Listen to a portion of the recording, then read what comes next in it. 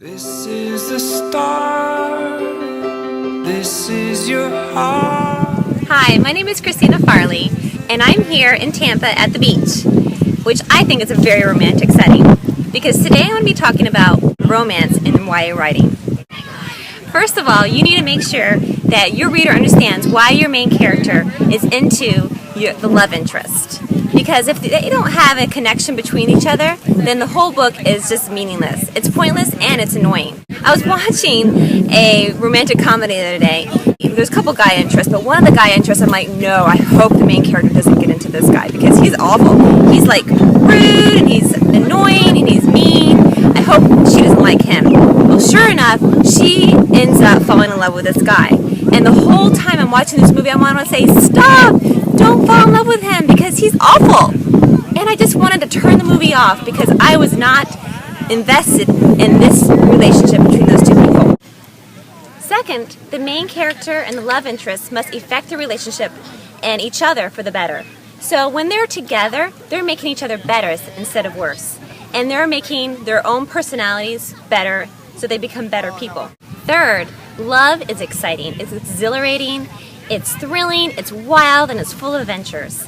And you need to pull those emotions and those feelings into the story. So in order to do that, you need to make sure your main character is totally invested into this relationship and they're willing to go to all costs and to overcome all obstacles to make that relationship happen.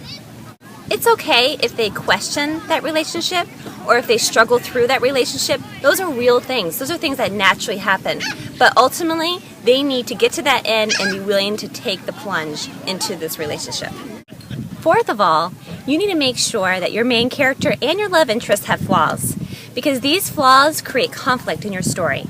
These flaws also need to relate to each other so that it creates an external conflict and an internal conflict. The external conflict are circumstances that are going outside of a character's life, and the internal conflict is things that the characters are dealing with themselves. Some examples of flaws that the characters could have for internal conflicts could be they're fearful of commitment, that maybe they are too invested in a hobby or a pastime, maybe they're jealous, or maybe they are scared of future things that can happen. It could be past relationships. All these things could add to the flaws of the character. So thinking about those flaws, that brings us to number 5, which includes the push and pull. If you bring those flaws and those conflicts together, that is the push. That's pushing the relationship apart and making sure that the characters don't stay together, and you want to bring that into the story. Yet at the same time, you want that pull. The pull is the love, the emotions, and the commitment to that relationship, and that pull is to bring them together. And ultimately, by the time you get to the end, you want that pull to be the strongest, and that pull is what's going to make it last and be the finale of your book. But ultimately, when you're thinking about writing the story, remember that the romance is just one aspect of the story. There's other things in their lives that are more important than the romance. And the romance is what brings that character to a new level, and it builds their personality, but it's not the end of all of their personality. This is the start. This is your heart. This is the day you were born.